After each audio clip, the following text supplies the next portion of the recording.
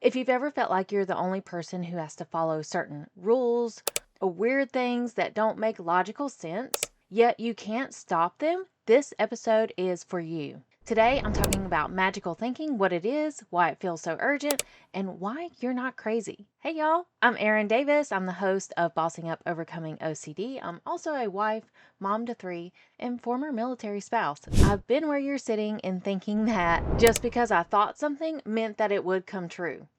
And it feels a lot like the whole karma bit because with magical thinking OCD, here's what it is in simplest terms. So it's the belief that your thoughts or the things you do have the power to prevent bad outcomes. Not that you will cause harm, okay? Because that's like a different type of OCD. That's the harm OCD. And be sure to check out my new private podcast. It's called the Military OCD Companion. And I talk all about harm OCD in a more in-depth, more private conversation. And I've got a link to that podcast in the show notes.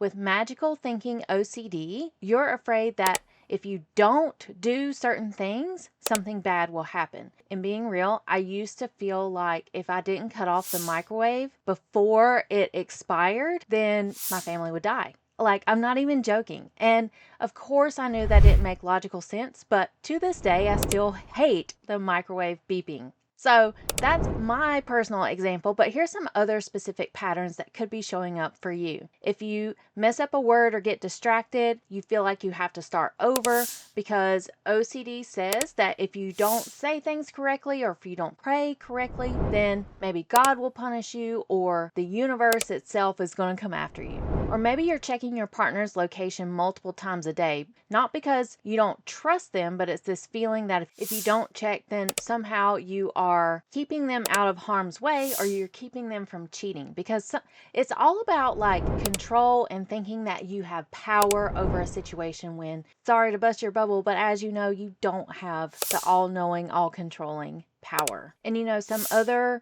rules I've heard from clients is like they can't turn on a lamp at a certain time of day, or you can't sit on the couch with it being dirty because that just means something bad will happen. Like essentially what you're noticing is that you feel uncomfortable with a certain situation, and because of that discomfort you feel like, oh, this uncomfortable feeling equals something bad is about to happen. And so because of that feeling like something bad is about to happen, that's why it feels so urgent. That's why it feels like life or death. And of course, OCD is going to attack the things you love most. And in my case, it was my family. So you follow the rule, you check, you stop the microwave, and then it goes on repeat. For a moment, you feel relief. But then, as you know, OCD will come back and attack you again and again, and it's going to continue to grow and take over and want more and more of your time, attention, and your life. And here's what I want you to know is that this is 100% treatable, and you can come out on the other side not listening to these rules. You can feel less stressed, more clear-minded,